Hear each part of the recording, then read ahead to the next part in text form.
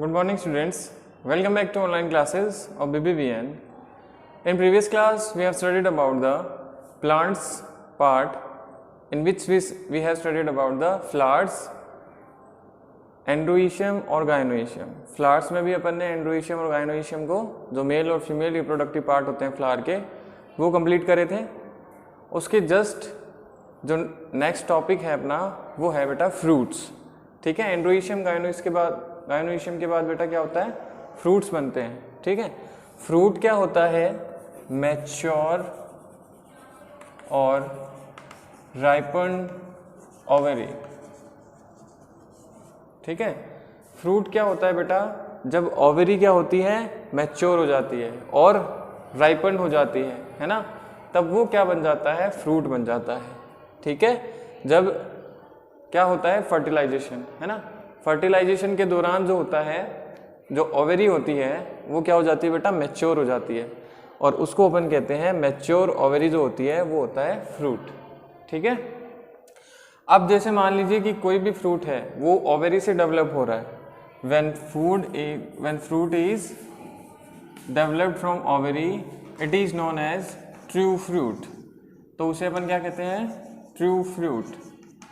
ठीक है, और कुछ जो है ओवरी के साथ साथ एक्स्ट्रा पार्ट जो है, कैलिक्स, कोरोला है ना, कोई भी पार्ट, पेडिसल, थैलेमस, अगर फ्लावर में कनेक्ट हो जाता है जब वो फ्रूट बनता है, तो ऐसे जो फ्रूट होते हैं उनको कहते हैं बेटा जी फॉल्स फ्रूट.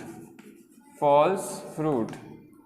अगर ओवरी से डेवलप हो रहा है तो it is known as true fruits, और ओवरी के अलावा अगर कोई दूसरा पार्ट उसमें कंबाइन हो रहा है फ्रूट बनाने में तो उसे अपन कहते हैं फॉल्स फ्रूट. ठीक है, अब देखिए बेटा जी एक और बात होती है कि ऐसे फ्रूट्स भी होते हैं जो विदाउट फर्टिलाइजेशन फॉर्म हो जाते हैं. ऐसे फ्रूट्स भी होते हैं जो बिना फर्टिलाइजेशन के फॉर्म्ड हो जाते हैं. ऐसे जो हैं उन्हें कहते हैं अपन पार्थेनोकार्पिक फ्रूट्स. पार्थेनोकार्पिक फ्रूट जो विदाउट फर्टिलाइजेशन क्या हो जाते हैं बेटा, डेवलप हो जाते हैं विदाउट फर्टिलाइजेशन. जबकि अपन ने क्या बात करी कि बेटा जो फर्टिलाइजेशन के बाद में है ना, फर्टिलाइजेशन जब हो जाता है तब कोई स्ट्रक्चर हमें क्या मिलती है, ऑब्टेन्ड होती है, उसे अपन फ्रूट कहते हैं. अगर बिना फर्टिलाइजेशन के कोई फ्रूट बनता है, fruit from by the without fertilisation, it is known as parthenocarpic fruit.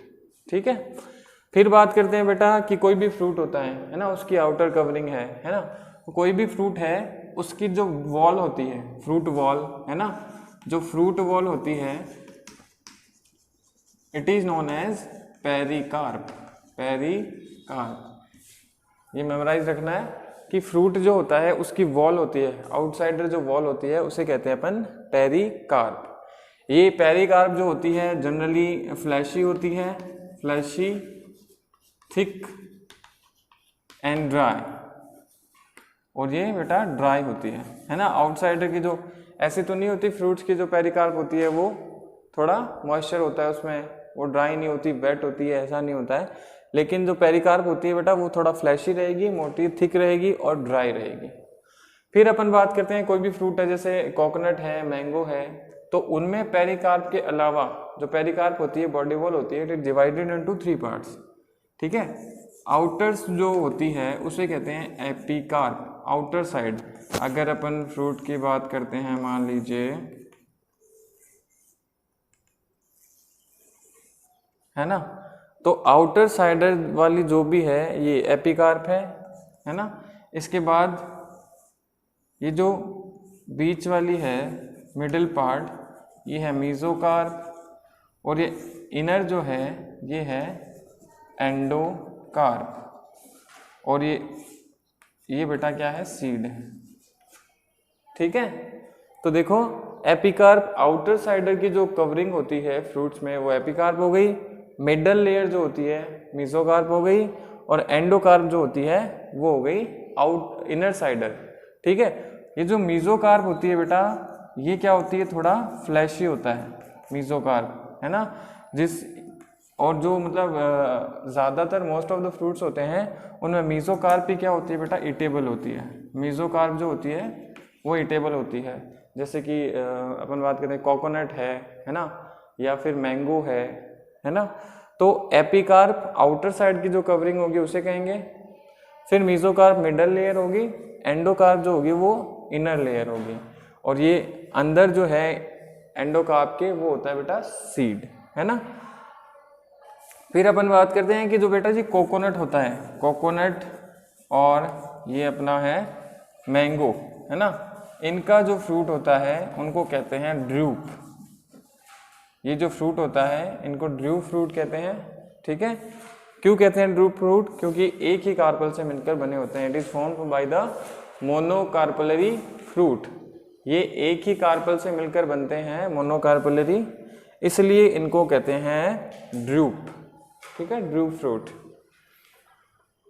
इसके बाद है बेटा जी कुछ फ्रूट जो हैं, अभी अपन ने बात करी कि जो आउटर सरफेसेस जो होती है वो क्या होती है, थोड़ा ड्राई होती है, वेट होती है, इसके लिए वो आसानी से जो है वो वेस्ट नहीं होते, खराब नहीं हो पाते हैं, ठीक है। ये तो है फ्रूट। फ्रूट के बाद में है बेटा जी नेक्स्ट जो है वो है आपका सीड, क्योंकि फ्रूट के अंदर क्या होता है, सीड होता है। सीड के बारे में पढ़ेंगे, है ना। तो सीड जो होता है मेनली फर्टिलाइजेशन के बाद सीड जो है नया प्लांट जो है वो ग्रो करता है। सीड जो है, सीड में दो पार्ट होते हैं, एक तो होता है सीड कोट, एक होता है बेटा जी एम्ब्रियो, है ना। सीड कोट होता है एक, तो सीड के ऊपर कवरिंग होती है उसे सीड कोट कहते हैं, और इसके अंदर क्या होता है, एम्ब्रियो, है ना। सीड कोट क्या करता है, प्रोटेक्ट करता है सीड को फ्रॉम द एनवायरमेंटल कंडीशंस। फिर एम्ब्रियो क्या करता है, नया प्लांट है ना, उसको प्रोड्यूस करता है, ठीक है। जैसे सीड कोट की अपन बात करते हैं तो जैसे नेक्स्ट जो स्ट्रक्चर है बेटा वो है सीड, है ना। जैसे कि फ्रूट क्या होते हैं, मैच्योर्ड ओवरी होता है, वैसे ही ओवरी में क्या होते हैं, ओवरी कंटेन्स ओव्यूल्स, है ना। तो फर्टिलाइज्ड जो ओव्यूल होता है, फर्टिलाइज्ड ओव्यूल, है ना, it is known as seed. जो फर्टिलाइज्ड ओव्यूल होते हैं उन्हें अपन सीड कहते हैं। और जो सीड होता है, seed contains two parts. Seed जो है दो पार्ट में कंटेन करता है, दो पार्ट में डिवाइड रहता है। सीड कोट होता है एक तो, और एक होता है बेटा एम्ब्रियो। सीड कोट और एम्ब्रियो दो पार्ट होते हैं, है ना, सीड कोट और एम्ब्रियो। एम्ब्रियो जो होता है, एम्ब्रियो या अपन कह सकते हैं सीड कोट जो है, पहले बात करते हैं सीड कोट की। तो सीड कोट जो होता है बेटा उसके दो पार्ट्स होते हैं, seed coat divided into two parts, ठीक है। आउटर सरफेस जो होता है वो होता है बेटा टेस्टा। आउटर सरफेस जो होता है सीड का, ये मान लीजिए सीड है, इसकी सीड कोट है ना ऊपर, तो ये आउटर सरफेस ये टेस्टा, और जो इनर होती है वो होता है टैगमेन। तो टेस्टा और टैगमेन, आउटर कवरिंग जो है आउटर टेस्टा होती है, और जो इनर होती है वो होती है बेटा टैगमेन, ठीक है। फिर बात करते हैं एम्ब्रियो, है ना। एम्ब्रियो क्या कंसिस्ट करता है बेटा जी, देखो एम्ब्रियो जो है वो कंसिस्ट करता है फर्स्ट तो एम्ब्रियोनल एक्सिस, एम्ब्रियोनल एक्सिस, ठीक है। फिर बात करते हैं अपन एम्ब्रियोनल एक्सिस के बाद, एक होता है बेटा रेडिकल और एक होता है प्लूम्यूल, प्लूम्यूल, है ना। रेडिकल से क्या बनती है, रूट बनती है, रेडिकल रूट बनाएगा, और प्लूम्यूल जो है वो शूट बनाएगा, जो अपोजिट डायरेक्शन में मूव करते हैं, है ना। एम्ब्रियोनल एक्सिस होता है, कोई भी अपन बात करते हैं किसी भी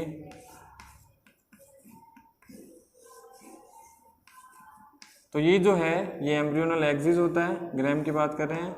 ये दो कॉटिलेडन होते हैं, है ना, दो कॉटिलेडन होते हैं, और यहाँ से ऊपर की तरफ क्या मूव करेगा, शूट, और नीचे की तरफ क्या मूव करेगा, रूट। रूट यहाँ से निकलेगा शूट। तो ये सीड की स्ट्रक्चर है। नीचे रेडिकल रहता है, ऊपर प्लूम्यूल, प्लूम्यूल शूट बनाएगा, रेडिकल रूट बनाएगा। ये एम्ब्रियोनल एक्सिस जो इनको डिवाइड करता है, और ये होते हैं बेटा कॉटिलिडन्स। क्या होते हैं, कॉटिलिडन्स। तो कोई भी सीड है, a seed contains one cotyledon it is known as monocotyledon seed, और more than 2 cotyledon it is known as dicotyledon seed. Monocot क्या होता है? जिसमें एक कोटिलेडन होता है, और ज़्यादा कोटिलेडन होते हैं, एक से ज़्यादा 2 होते हैं, तो वो डाइकोटिलेडन. ठीक है, तो एम्ब्रियोनल एक्सिस हो गया, एम्ब्रियो में रेडिकल हो गया जो रूट बनाएगा, और प्लूम्यूल हो गया जो शूट बनाएगा. उसके बाद बेटा देखो, जब फर्टिलाइजेशन होता है तो एक डबल फर्टिलाइजेशन होता है ना, डबल फर्टिलाइजेशन. तो उससे क्या बनता है? डबल फर्टिलाइजेशन से एंडोस्पर्म एक न्यूट्रिशन टिश्यू बनता है. एंडोस्पर्म अपन पढ़ेंगे डबल फर्टिलाइजेशन, 10th में भी पढ़ा था डबल फर्टिलाइजेशन, है ना. तो एंडोस्पर्म बनता है. एंडोस्पर्म क्या होता है? एक न्यूट्रिटिव टिश्यू होता है जिसमें न्यूट्रिशन होता है ना, सीड में. ठीक है, तो अगर कोई सीड होता है जो एंडोस्पर्म को कंटेन करता है ना, if seed contains endosperm, it is known as endospermic food, endospermic seed, sorry. ठीक है, अगर एंडोस्पर्म कोई सीड कंटेन कर रहा है तो वो होगा एंडोस्पर्मिक सीड. एग्जाम्पल जो है वो डाइकॉट है. डाइकॉट जिसमें 2 कोटिलेडन होते हैं, जैसे कि कोकोनट है ना, तो उनमें एंडोस्पर्म प्रेजेंट होता है. फिर बात करते हैं एंडोस्पर्म के अलावा, तो non endospermic seed. Non endospermic seed, non endospermic seeds क्या हो जाएंगे? They do not contain the endosperm, जो एंडोस्पर्म को कंटेन नहीं करेंगे एंडोस्पर्मिक सीड. इसके एग्जाम्पल हो जाएंगे बेटा मोनोकोट. कोई भी मोनोकोट होता है ना, जैसे मेज है, फिर वीट है, राइस है, ये सारे क्या है? मोनोकोट हैं. इनमें एक ही कोटिलेडन होता है. तो नॉन एंडोस्पर्मिक सीड क्या हो गए बेटा? जो एंडोस्पर्म को कंटेन नहीं करेंगे वो नॉन एंडोस्पर्मिक सीड, और जो एंडोस्पर्म को कंटेन करते हैं वो एंडोस्पर्मिक सीड. ठीक है, कुछ क्या होते हैं नॉन एंडोस्पर्मिक सीड में, क्या करेगा? जो नॉन एंडोस्पर्म होगा, नहीं होगा, तो वो स्टोरेज का काम करेंगे, ये फूड स्टोरेज का काम करेंगे. एंडोस्पर्म है तो वो पहले से ही न्यूट्रिटिव टिश्यू में होता है, तो वो फूड स्टोरेज का काम नहीं करेंगे. ठीक है, नॉन एंडोस्पर्मिक सीड जो होते हैं वो फूड स्टोरेज का काम करते हैं. ठीक है, इसके बाद में मोनोकोटिलेडन और डाइकोटिलेडन जो सीड की स्ट्रक्चर है वो अपन पढ़ेंगे बेटा अपनी नेक्स्ट क्लास में. All the best.